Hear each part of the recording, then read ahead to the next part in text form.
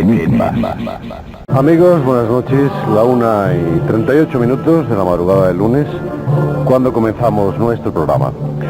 El contenido del programa suponemos que será interesante para los que aún queden despiertos, puesto que vamos a tener en Radio Barcelona un invitado de categoría y en Madrid vamos a tener pues a dos habituales ya, a Miguel Hernán y a Ferdinand, que nos hablarán después de hablar con el invitado de Barcelona, nos hablarán uno de un personaje de la historia y otro nos hablará de piedras preciosas. La persona con la que vamos a hablar en Barcelona es alguien muy conocido de los interesados en estos temas. Obtuvo en 1972 el Premio Nacional de Astronáutica.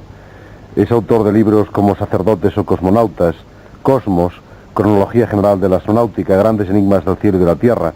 Jesús vivió y murió en Cachemira, libro muy discutido y que aquí en la cadena SER lo pusimos no solamente en tela de juicio, sino que le juzgamos, y gracias a esa acusación y a ese libro pues me hice muy amigo, gran amigo diría yo, del invitado de esta noche. Luego una serie de libros sobre ovnis y documentos de la CIA, pero yo creo que en definitiva lo que más ha amado nuestro invitado ha sido su revista.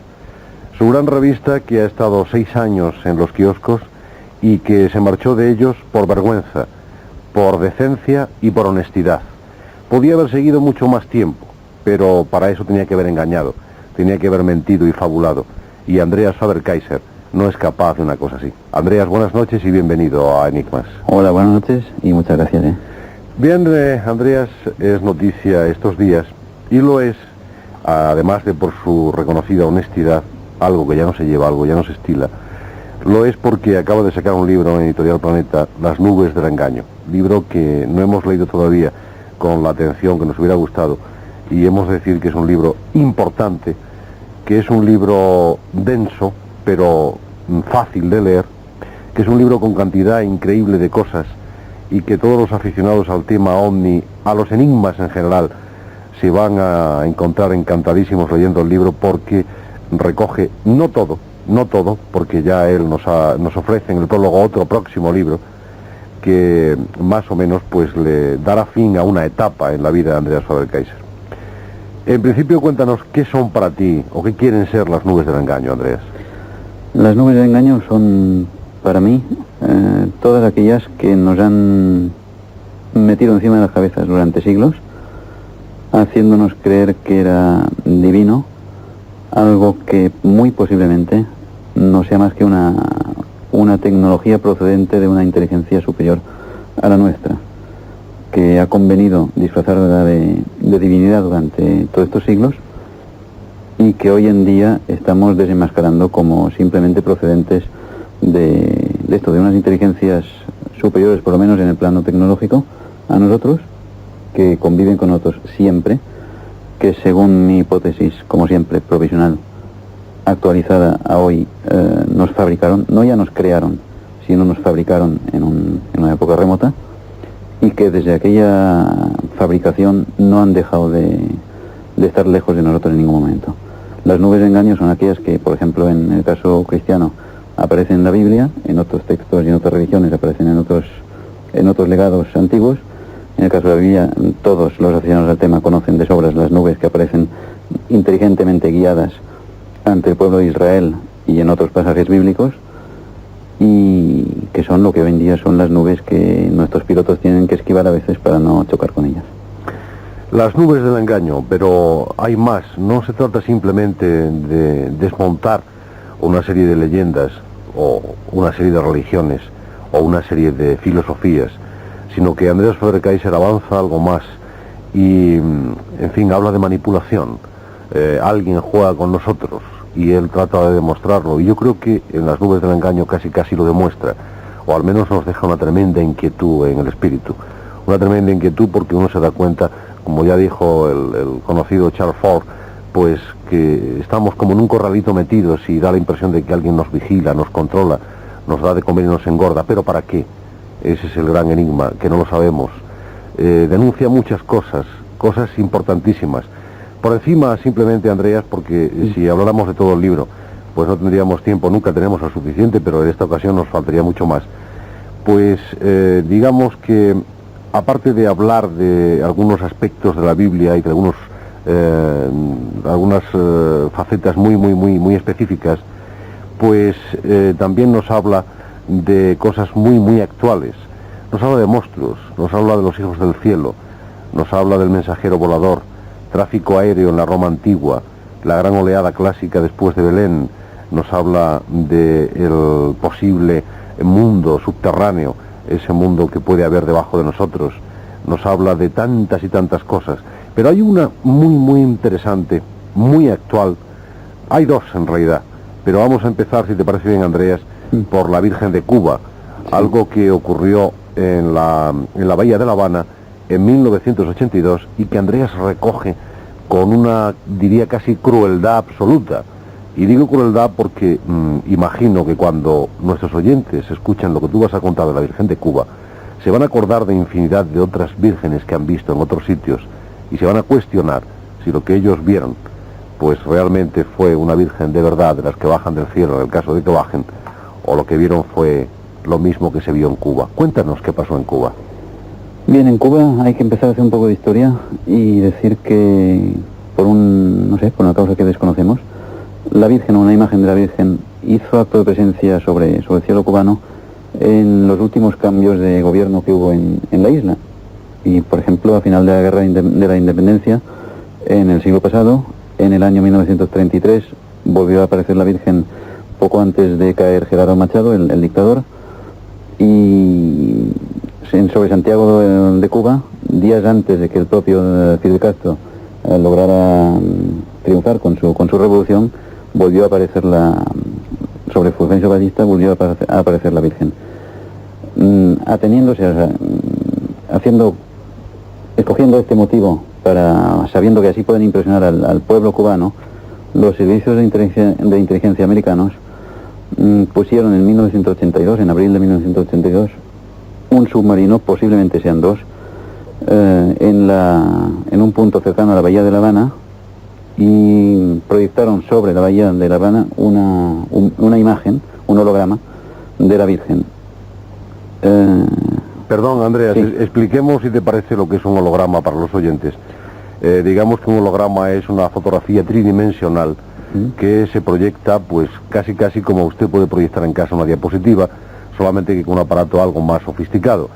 Esas imágenes hologramáticas tienen relieve, tienen volumen, es decir, usted podría dar la vuelta alrededor de la proyección y ver todos los lados del objeto que fuera, sea una imagen, sea un coche, sea lo que sea. Ha habido en España, creo que en Madrid y en Barcelona, ha habido hace unos meses una exposición me parece que era de la casa Kodak, en combinación con alguien de coches, creo recordar, y se proyectaba una fotografía de un coche.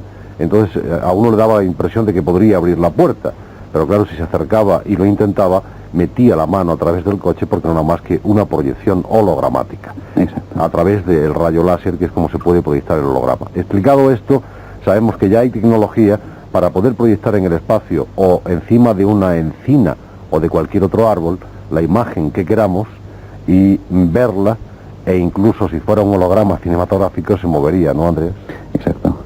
Y estás hablando casi de Fátima, ¿no? Bueno, yo no he dicho nada. Bueno, has mencionado un árbol. Siempre hay árboles, ya lo sabes. Sí. Hoy, bueno, pues esto. Se acogieron a la creencia popular a la mentalización popular que había en Cuba, de que antes de un cambio de régimen aparecía la Virgen, para mentalizar al pueblo cubano de que Fidel Castro estaba cercano a su final. Esto es lo que sucedió. No se filtraron noticias del extranjero. Únicamente dos emisoras cubanas en Miami dieron la noticia, la VRHC y la WQBA, la cubanísima, conocida por la cubanísima, dieron la noticia en Miami, pero solo dieron una noticia y luego nunca más repitieron nada. En Cuba, según mis informaciones, se detuvieron a bastantes testigos de este fenómeno. Un hombre que estaba buceando fue llevado a un hospital con un ataque de histeria. Fue tiroteada la imagen por dos patrulleras cubanas. Y bueno, esto es todo lo que sabemos sobre este caso. Yo lo aporto en el libro precisamente para demostrar, porque estaba hablando, cuando cito este ejemplo, estaba citando avistamientos en la Edad Media de cruces, de imágenes en el cielo, relacionadas con fenómenos absolutamente extraterrestres y no tan divinos como parecían ser. y para demostrar que esto se puede fabricar perfectamente y tranquilísimamente. Y que si los americanos lo hicieron en Cuba, otros seres, otros entes lo han podido hacer en otras épocas de la vida para impresionar a determinados pueblos y sobre todo para llevarlos y traerlos por donde quisieran, ¿no es eso? Exacto, sí. La gran manipulación que decía nuestro común amigo Juan García Tienza. Sí, la gran manipulación, aunque Juan García Tienza no le gustan mucho los ovnis, pero sí ha intuido muy bien lo que es la manipulación cósmica que se lleva en este planeta, sí.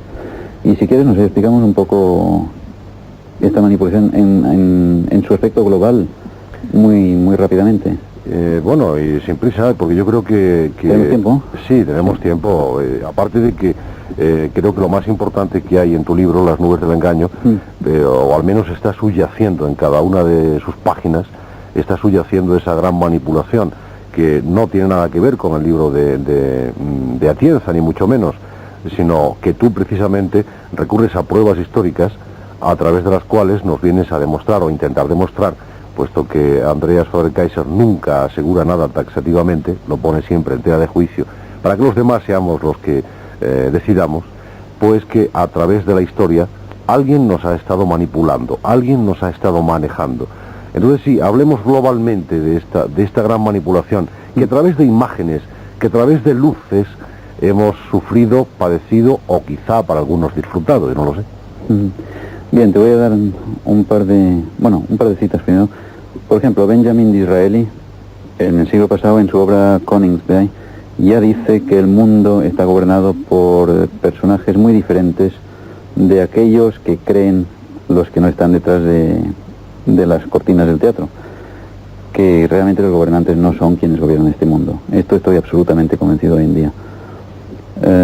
Hay una correspondencia de la secta de los Illuminati, los Iluminados, concretamente entre un italiano Mazzini y un inglés Pike en el siglo pasado, hace más de 100 años, en que ya están diseñadas las 3 guerras mundiales, las 2 que conocimos y una que tiene que venir, y muy concretamente con los motivos para los cuales se han diseñado estas guerras, como por ejemplo la Primera Guerra Mundial para debilitar a Europa, la Segunda Guerra Mundial para fomentar la creación del Estado de Israel, y la Tercera Guerra Mundial, que esperemos que no llegue, para usar el Estado de Israel para enfrentar el mundo del judaísmo con el mundo islámico y provocar una tremenda guerra de destrucción planetaria. Pero hay también otras inteligencias que están equilibrando el escenario mundial de estas guerras muy sabiamente. En el año 1981, o sea, hace 3 años, apareció un libro interesante, Life Itself, La vida misma, de un autor muy conocido, que es Francis Crick, que fue el premio Nobel que descubrió la estructura del ADN, un bioquímico inglés. Y en esta obra él afirma, hace escasos 3 años, que fuimos creados por una supercivilización del espacio, fabricados, que en la Tierra hubo una siembra, una infectación de la masa originaria terrestre con unos microorganismos programados para que en un futuro nos dieran a nosotros, fabricaran al ser humano a partir de estos microorganismos. Esto hace 3 años, pero resulta que el Popol Vuh, que es el libro sagrado de los quichés, una de las ramas de la gran familia maya centroamericana, ya dijo esto hace miles de años. Y recuerdo al Popol Vuh porque es el libro, es el legado histórico que mejor resume todas las tradiciones antiguas del planeta en cuanto a la creación, la formación del ser humano. Desde Oceanía hasta África, hasta el origen de las tradiciones germánicas, hasta América, todos vienen a decir lo mismo, que vinieron unos seres volantes cerca de este planeta y aquí infectaron la sopa original de este planeta con un germen que daría fruto a una raza inteligente. El Popol Vuh es el más gráfico de todos estos legados, pero resume a todos los demás. O sea, no es que sea una versión distinta, sino simplemente la más gráfica. Y la resumo rápidamente. El Popol Vuh dice que los hacedores, los fabricadores, no habla de dioses, sino de hacedores, fabricadores celestes, quisieron fabricar un muñeco que les adorara y les nutriera, les sirviera de alimento en este planeta. Entonces fabrican un muñeco de madera que funciona perfectamente, se mueve y funciona bien. Lo único que no tenía inteligencia. Entonces ellos reaccionan una asamblea entre ellos, los fabricadores, y dicen, bueno, nos ha salido perfecto, pero no nos adora, no es inteligente, por lo tanto no nos adora como sus creadores, como sus formadores, por lo tanto no nos sirve. Entonces el diluvio, según el Popol Vuh, nace de la destrucción de este primer intento. Además ellos dicen, fue solamente un intento, un proyecto de humanidad. Lo destruyen con el diluvio y entonces intentan un nuevo ensayo y fabrican un muñeco perfecto que ve tanto como ellos, oye tanto como ellos y tiene la inteligencia misma de Dios. Está hecho a imagen y semejanza total de los formadores, de los hacedores. Entonces esto tampoco les interesa, vuelven a celebrar consejo y dicen, bueno, este es perfecto, nos sirve, pero se entera de nuestro juego, entonces no nos interesa. Entonces reduzcámosle la vista, literalmente, dicen, reduzcámosle el oído y reduzcámosle la inteligencia para que solamente sepa una parte de la realidad. Y entonces le ajustan este muñeco, le ajustan las clavijas como nosotros ajustamos el motor de un coche de carreras, lo ajustamos tal vez para que no corra tanto. Y bueno, este muñeco perfecto reajustado somos nosotros hoy en día. Y bueno, esto que empieza con el Popol Vuh, con el origen de la humanidad en todas las antiguas tradiciones, acaba en, por ejemplo, un libro como el del premio Nobel Francis Crick, pues confirmando que según sus estudios fuimos fabricados por una superficialización del espacio. Estoy seguro que las palabras de Andreas Faber-Kaiser han impresionado a mucha gente. Y se estarán preguntando lo mismo que te voy a preguntar yo ahora, Andreas. Entonces, si hemos de creer en el Popol Vuh, ¿cómo justificaríamos las religiones? Tal vez como un intento del hombre, de ese hombre ya con las clavijas ajustadas, con su inteligencia disminuida, para explicarse todo lo que no entendía, su propio origen, por ejemplo. Sí, por nuestra parte sí, o sea, desde nuestra óptica sí, o sea, lo que venía de arriba necesariamente, como no era algo que se podía cotejar porque no había elementos de juicio, de comparación con nada, pues necesariamente tenía que ser algo que procedía de la divinidad, de un origen absolutamente superior al humano. Desde el punto de vista de los hacedores, ¿por qué fomentaban la idea de la religión en el ser humano? Esto para mí sigue siendo un enigma, pero se adivina un feudalismo cósmico muy claro. En el caso de la religión cristiana, el Yahvé es un señor feudal que guía a un pueblo y le promete una protección y una protección a rajatabla contra sus enemigos, contra cualquier incidencia negativa, a cambio de una adoración permanente y de una fe ciega en lo que le dice este ser Yahvé, que en modo alguno Yahvé se puede confundir jamás con la idea de una divinidad, origen y fin, o simplemente eternidad. Es un ser absolutamente cruel que no sé, en la persecución, por ejemplo, de los egipcios al pueblo de Israel en su vida, acaudillados por Moisés, la nube de Yahvé, que sirve de guía, en un momento dado, pues persigue a los egipcios. No solo los combate para que no persigan a los israelíes, sino que en su huida de los egipcios hacia Egipto, al darse cuenta que no tenían nada que hacer, se produce un ensañamiento de Yahvé con ellos que los aniquila incluso en su huida, que esto ya no se hace en ninguna guerra. Se recurre al terror, el mismo Yahvé lo dice en los textos bíblicos: enviaré a mi terror delante tuyo, delante del pueblo de Moisés, contra los jebuseos, contra todos los pueblos que se te opongan en tu camino. Es decir, esto jamás puede ser un Dios. Bueno, y esto es la parte cristiana. En América los aztecas tienen a Huitzilopochtli, que efectúa exactamente lo mismo con el pueblo azteca. También les lleva a través de un éxodo, vagando durante años por tierras americanas hasta establecerse en México. También hay una guía, en lo que la nube es para los cristianos, en México para los aztecas es una águila negra que les guía, y hasta tienen un chisme parecido al Arca de la Alianza, por el cual se ponen en comunicación con su Dios. Entonces los esquemas se repiten a nivel planetario. Yo no creo que una religión sea tan independiente de otra, sino que todos obedece a un plan muy bien urdido y muy bien estudiado y preconcebido. Y el mismo Buda tiene concatenaciones con Jesús absolutamente claras, desde su misma madre, desde el mismo nacimiento. Hay muchas similitudes. Y por ejemplo, lo que antes dije del muñeco ajustado que cita el Popol Vuh, en el Corán, en el texto sagrado del Islam, aparece lo mismo. También se le dice a Mahoma que forma parte de una raza fabricada a la cual solo se le permite ver una mínima parte de la gran inteligencia que existe en el universo. Está claro que se nos controla y está claro que Andrea siempre produce polémica. Cuando tú mencionabas a Yahvé y hablabas de los cristianos, inmediatamente nos llaman y nos dicen, bueno, que Yahvé no tiene nada que ver con los cristianos, con la religión cristiana, puesto que Cristo no había nacido. Nosotros te hemos entendido, te refieres al pueblo judío y a todo el mogollón del pueblo judío. Sí, quiero decir que exactamente. Hay una correlación muy clara del cristianismo basado sobre todo en una tradición bíblica anterior y de profetas, que si no, no se habría producido el fenómeno, o no se habría interpretado el fenómeno de Jesús si no hubiera una base anterior judaica y bueno, de milenios de profecías y de profetas y de pueblo bíblico. Y lo más curioso, Andreas, es precisamente esa coincidencia de hechos, de catástrofes en todas las culturas.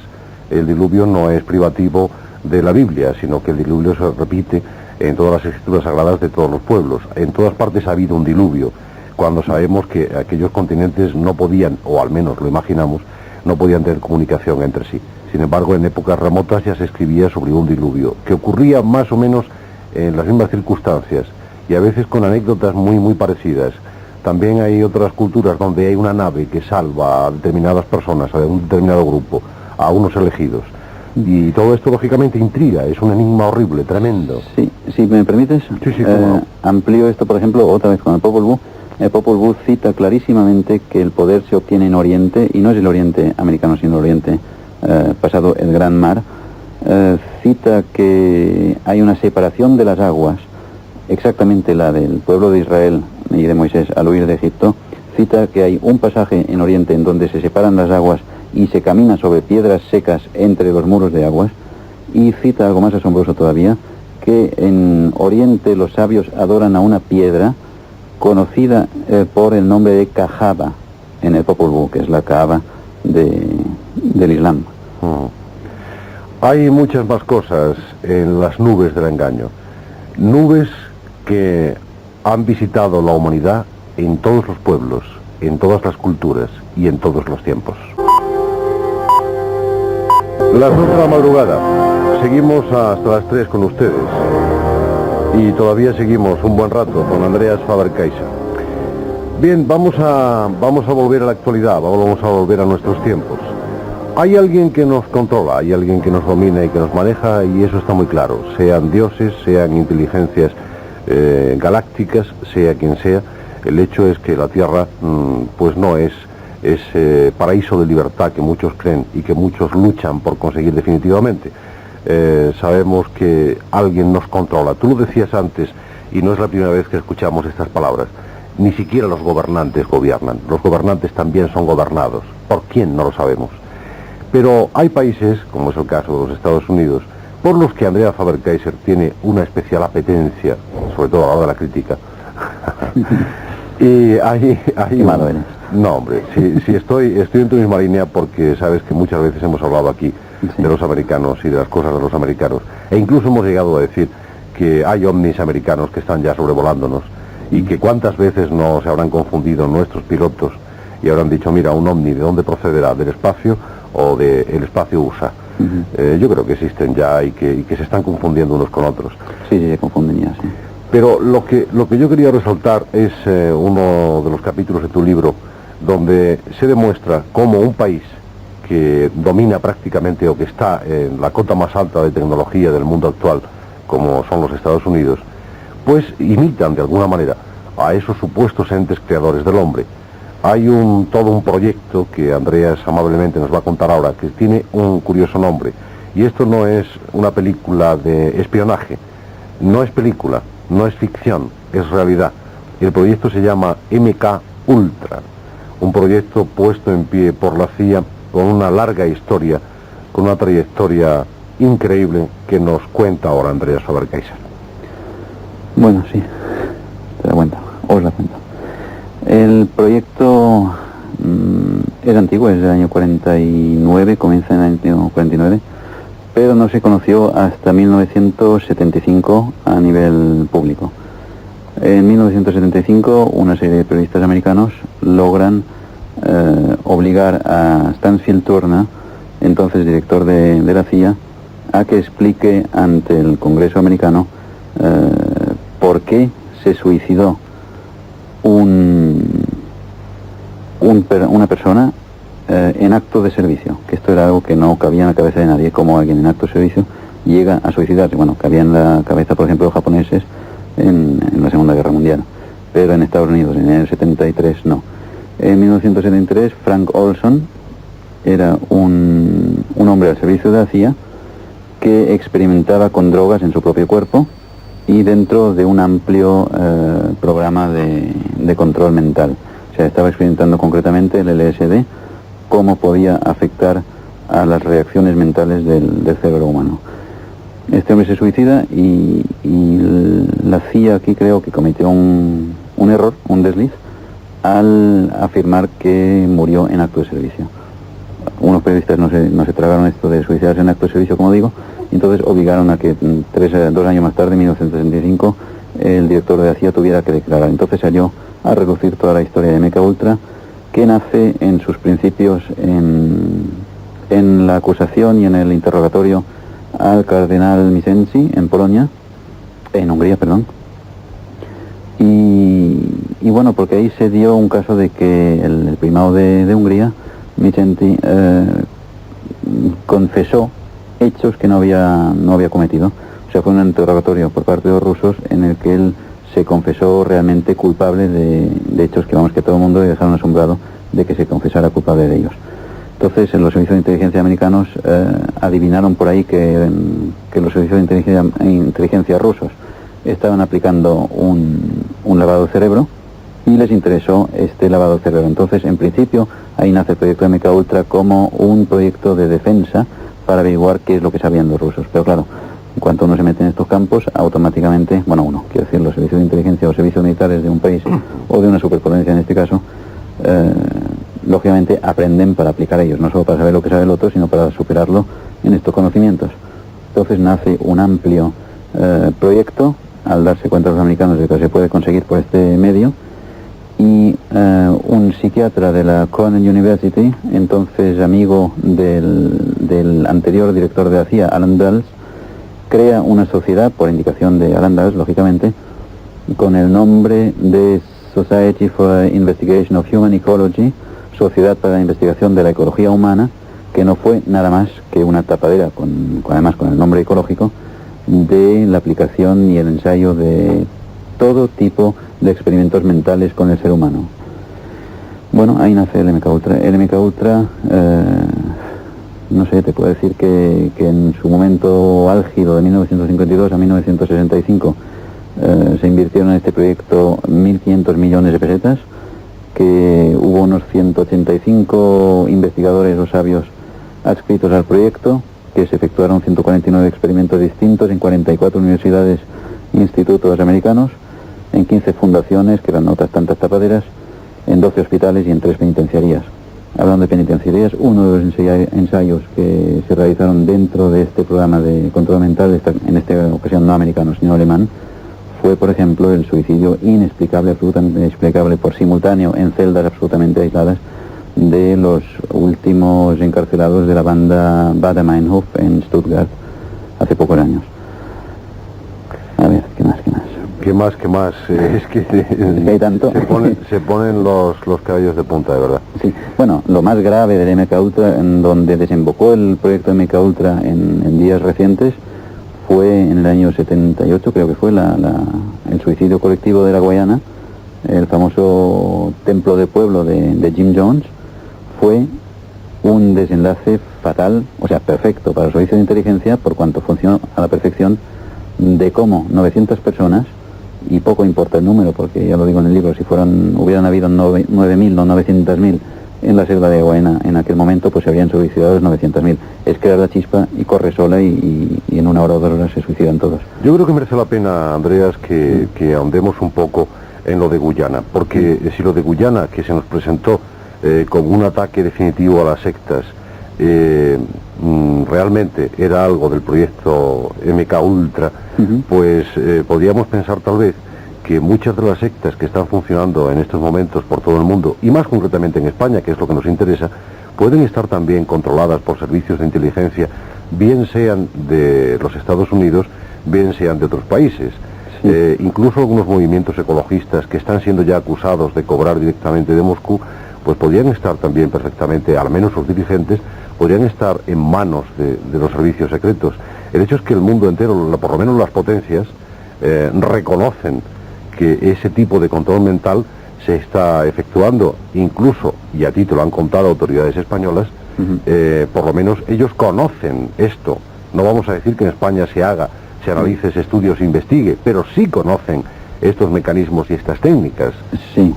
No conocen, naturalmente, un servicio de inteligencia americano o soviético, por ejemplo, no les va a contar todo lo que están haciendo, pero sí saben que se está experimentando a este nivel. Y en España, en algún caso, sí se aplica. Porque no fueron 900 infelices que se suicidaron, sino 900 seres que fueron inducidos al suicidio por los servicios de inteligencia americanos para poner en pie un experimento, para demostrarse a sí mismos que aquello funcionaba. En definitiva, no se encontró, o se dijo que no se había encontrado, el cadáver de Jim Jones, que había uno que se le parecía, pero que nunca se aseguró que fuera él. Tal vez Jim Jones volviera de nuevo a los Estados Unidos a cobrar su paga. Sí, no, yo creo que está muerto, ¿eh? Lo que pasa que sí, está muerto. Lo que pasa es que el cadáver de Jim Jones posiblemente esté, seguro, para mí, está en manos de los servicios de inteligencia, precisamente para acabar de estudiar su cerebro, cosa que posiblemente haya sucedido también con el cerebro de Kennedy, que también lo explico en el libro. Lo tenía preparado para dentro de un ratito. Sí, pero es posible que el cerebro de Jim Jones o haya estado bajo interrogatorio después de muerto. Este punto tenemos que poner hasta una ráfaga musical incluso, porque yo creo que merece la pena que nuestros oyentes se planteen la posibilidad de interrogar a alguien después de muerto. ¿Puede ser esto posible? La mayoría de ustedes han escuchado hablar de la hibernación. Era algo así como congelar a un cuerpo que tenía una enfermedad incurable y esperar el momento en que la ciencia tuviera remedio para esa enfermedad. Andreas Faber-Kaiser, en Las nubes del engaño, nos plantea una posibilidad más horripilante y mucho más barata. No conservar el cuerpo entero, que ya no sirve para nada porque, entre otras cosas, o está mal herido o está viejo, pero sí el cerebro, si se conserva en buen estado. El cerebro crionizado o conservado en unos determinados líquidos, en unos determinados sueros, puede seguir vivo mucho tiempo, muchísimo tiempo. Y nos cuenta Andreas que conectándole determinada tecnología se podría interrogar a ese cerebro y ese cerebro seguiría pensando, seguiría rindiendo, y si es el cerebro de un político, de un gran estadista, nos podría contar los últimos secretos. Precisamente ya apuntaba Andreas que alrededor de Kennedy, que ha habido tantas y tantas leyendas, tantas y tantas historias, ha habido una que él publicó en uno de los últimos números de la tristemente desaparecida revista Mundo Desconocido.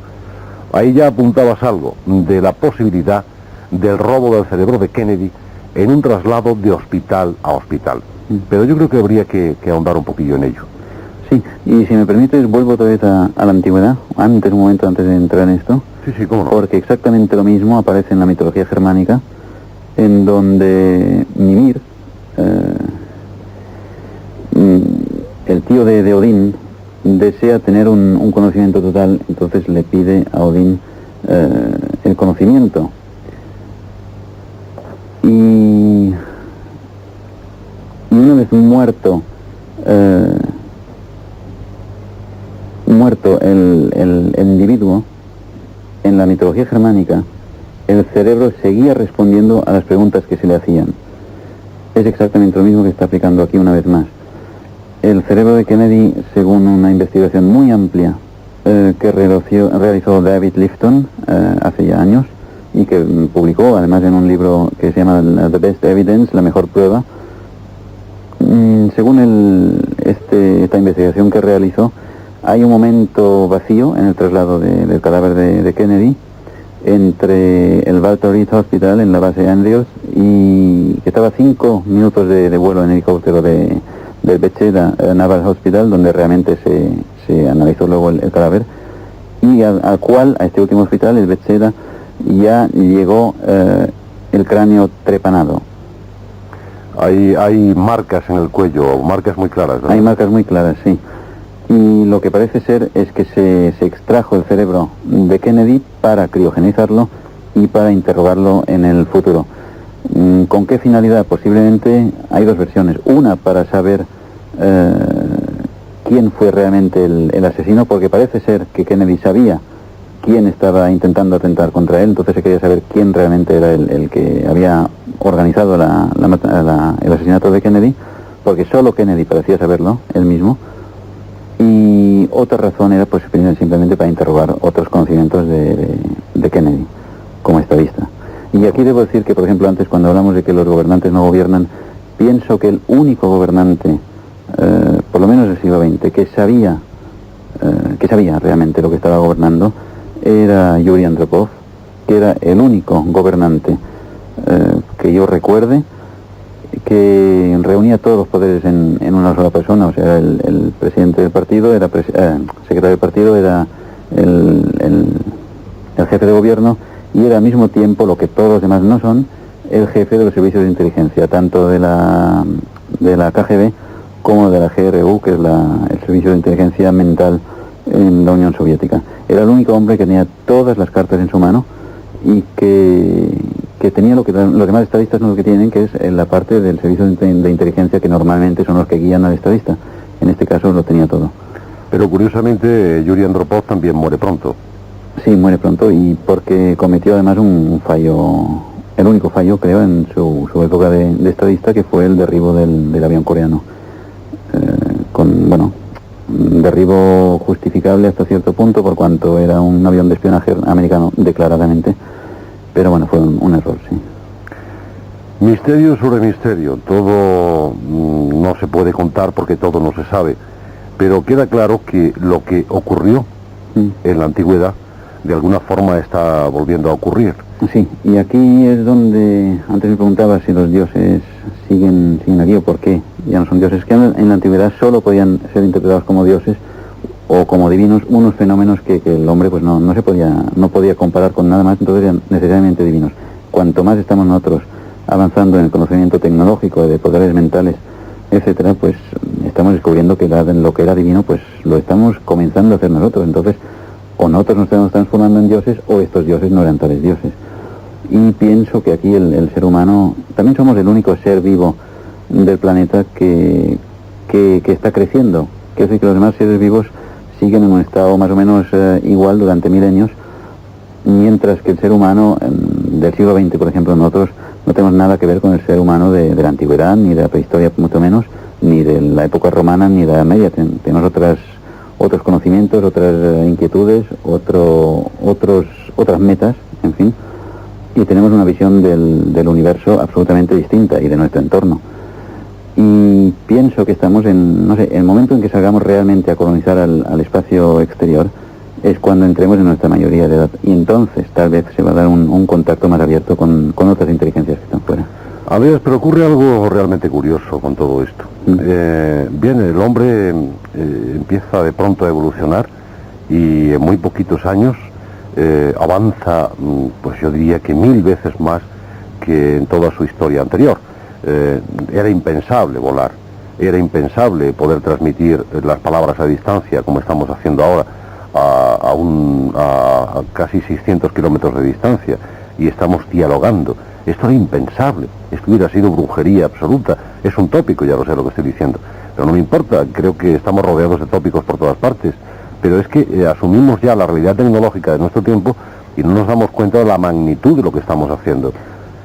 Sí, porque además hay un peligro grave, y vamos derecho hacia ahí, que es que estamos dejando de ser todos los naturales que éramos y nos estamos mecanizando y ordenizando, si se puede decir así, cada vez más. Quiere decir que el hombre se está convirtiendo en máquina, no por sí mismo, sino por los utensilios que está usando, que cada vez el ser humano depende más de elementos, como antes tú decías, el teléfono, o la radio misma, o las calculadoras electrónicas, o el ordenador, y estamos dejando de cultivar nuestras facultades para entregarnos.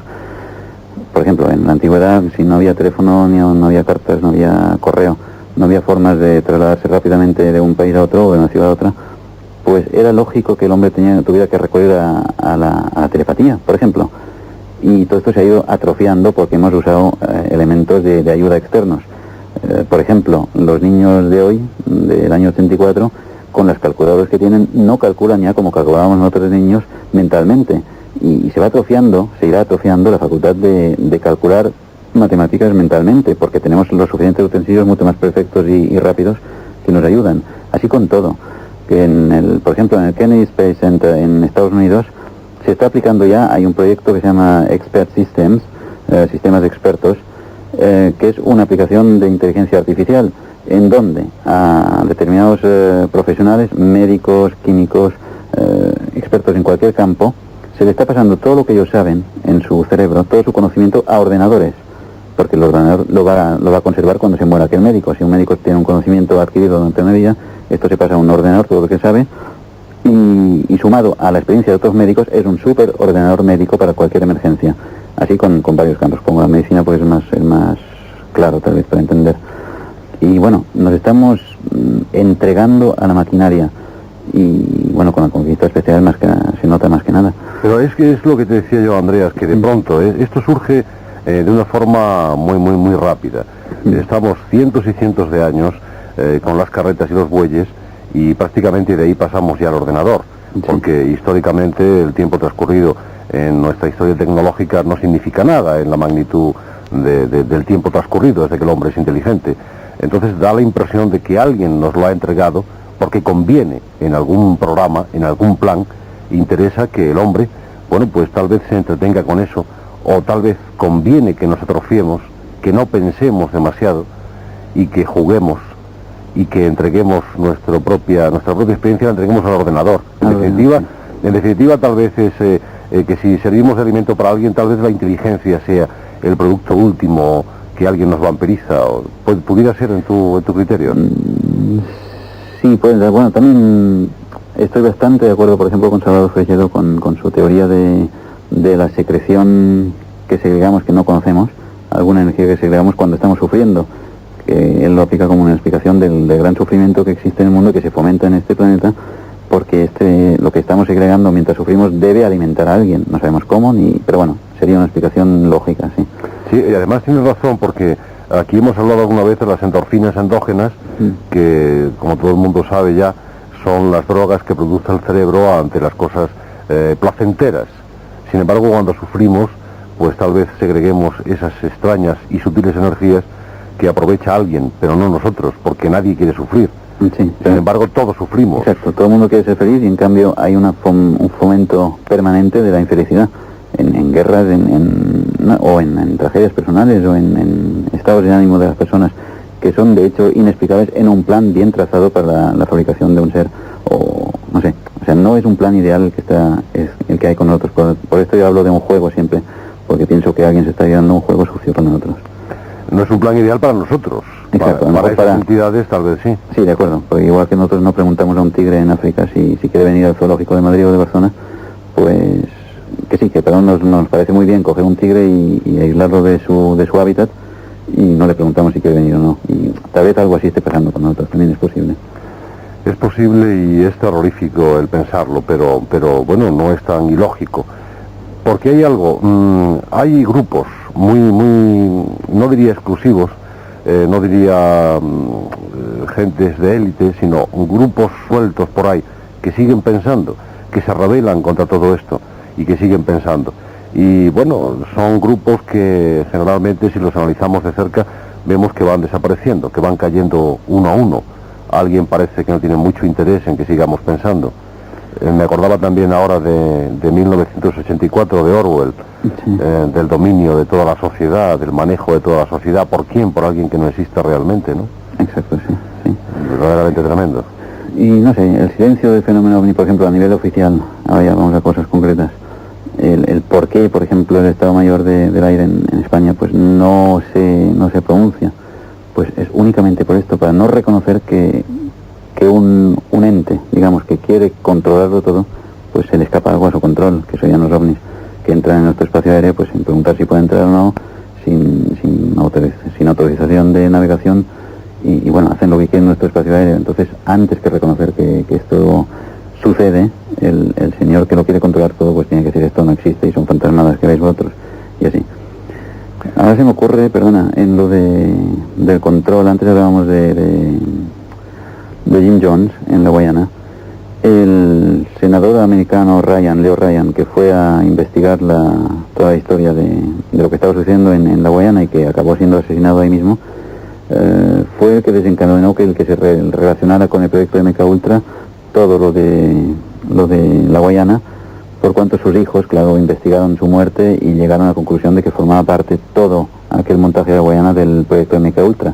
Pero lo curioso, que no lo digo en el libro porque esto me enteré después, ahora, hace 3 meses, lo curioso es que una de las hijas que decidieron hacerle un juicio al gobierno americano por este asesinato de su padre dentro del proyecto MK Ultra, una de estas hijas, Patricia en concreto, Patricia Ellen Ryan, hoy en día está como un miembro más activísimo en una nueva secta que está al norte de California, y que te soy sincero, me he olvidado del nombre ahora, o sea, no es que no lo quiera decir, es que me he olvidado. Pero bueno, lo curioso es esto, que una persona que se ha dado cuenta de que su padre ha sido muerto dentro de este experimento mental, hoy en día, después de haber hecho la denuncia, ha retirado la denuncia, los hijos de Ryan, y ella forma parte de una nueva secta en California. Claro. Que sí, que el peligro de las sectas es inmenso y es peor que la droga realmente. Te diré que en estos momentos sé que hay un determinado grupo político español que por lo menos, pues va a hacer una interpelación, no sé si en el Senado o en el Parlamento, pero te puedo decir ya que hay alguien en España muy inquieto con el tema de las sectas. Me lo comunicaba hace muy poquitas horas que pensaban ponerlo en marcha, y pensaban ponerlo en marcha además con toda la fuerza judicial que se pueda para investigar todo esto. No creo que van a conseguir mucho. Sí, es lo que te voy a decir. Si me dejas adelantar el resultado, no van a contestar, como no contestaron a Mújica cuando preguntó lo de los ovnis de Manises en el Parlamento, y como nadie todavía ha contestado porque hubo 300 y pico de muertos a raíz de un síndrome tóxico que con la colza creo que muy poco tiene que ver. Efectivamente, parece que tiene muy poco que ver. Sabes que hubo muchas sugerencias por parte de personas aisladas, sugerencias que llegaban antes de que se hablara de la colza, cuando simplemente había surgido el síndrome. Ya había sugerencias que señalaban a determinados puntos. Bueno, no vamos a complicar un asunto que está muy complicado en estos momentos, pero que efectivamente, tú lo decías, parece que ahora en definitiva la colza no tiene nada que ver. Yo creo que jugamos, o juegan mejor dicho, con armas muy peligrosas. Sí. ¿Pero quién? Bueno, en este caso son ensayos clarísimos, para mí clarísimos. Ensayos de cómo no destruir todo lo que se ha creado en este planeta y sí destruir al enemigo. ¿Han oído ustedes, señores?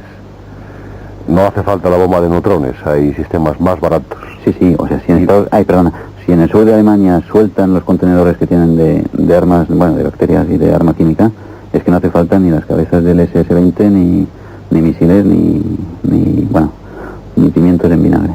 Sí, supongo que a ti, igual que a mí, se te ocurrían palabras más fuertes. Sí, lo tenéis frenado. Bien, Andreas, el tiempo va pasando y yo creo que nuestros oyentes en estos momentos están deseando de tener tu libro entre las manos. Desde aquí se lo recomendamos. Libro interesantísimo. Es una obra que merece la pena tenerse, no solamente por pasarlo bien, porque seguramente no lo van a pasar ustedes bien, seguramente van a sentir un extraño frío por la espalda, pero son cosas que hay que saber si queremos defendernos de esos entes que parece que juegan con nosotros. Andreas, ¿cuándo la segunda parte de Las nubes del engaño? La segunda en septiembre. Las nubes del engaño es la historia hasta el siglo XVII, y la segunda parte se llama Fuera de control. Es todo aquello que no controlan quienes quisieran controlarlo todo, y aparecerá en septiembre y va hasta el año 84, hasta hoy mismo. Quería decir, ya que dices esto del escalofrío que van a sentir algunos lectores, de lo controlados que estamos, que hay, no sé, recomiendo una vez más, porque intuyo que esto es casi el final de lo que vamos a decir aquí, que bueno, que cada cual individualmente, de tanto en tanto, y si lo hace cada día mejor, se separe de lo que está viviendo, se aísle un momento, que sean 5 minutos, y piense si lo que está haciendo lo quiere hacer por él mismo o lo está haciendo porque se ha visto inducido o movido a hacer aquello. Que siempre sepa si lo que está haciendo es un acto libre o es un acto obligado. Si es obligado, que huya lo más rápidamente posible. Andreas, yo que no te aprecio, te quiero y lo sabes. Sí, igual que gracias. quiero a tu mujer, Mercedes. Y bueno, me da la impresión, escuchándote, que hay un nuevo Andreas Faber-Kaiser, que hay un nuevo Andrés que ha surgido, pues tal vez de una serie de experiencias vitales, un nuevo Andrés que surge con un nuevo empuje, pero también con una nueva filosofía, una nueva forma de ver la vida. ¿Es cierto eso o es una imaginación mía? Sí, es cierto. O sea, me he dado cuenta, te lo explico, a ver, que lo que yo buscaba, que es el por qué existimos y a dónde vamos, que era una ambición muy grande a nivel universal, saber qué es el universo y, bueno, si hay gente ahí fuera que viene aquí y tal. A base de investigar esto me he dado cuenta que el juego está mucho más cerca, o sea, que sí que existe este juego de fuera, pero es demasiado ambicioso para una vida, entonces ahí no voy a llegar. Entonces me voy a concretar mucho más en ver el juego que se llevan aquí con otros, que es una delegación del juego de fuera, no es nada más, es una concreción en este planeta de lo que puede estar pasando a nivel universal o cósmico. Entonces, como este planeta lo tengo más a mano y aquí estoy convencido de que hay unas manos que se mueven detrás de todo el juego, que son localizables, no creo que sean tan etéreas. Entonces creo que se puede hacer mucho. Será una buena labor, Andrés. Fuerte abrazo y mucho éxito. Igualmente, y gracias a ti. Hasta siempre, y aprovechamos también la ocasión para dar las gracias a nuestro compañero en la técnica en Radio Barcelona, José Antonio González, que hizo posible esta conexión con los compañeros de Madrid. Gracias, Andrés, mucho éxito y hasta tu próximo libro. Muchas gracias y gracias por todo lo que hiciste por mí los últimos 2 meses. No hice más que lo que debía. Hablar con un amigo, llamarle y escribirle.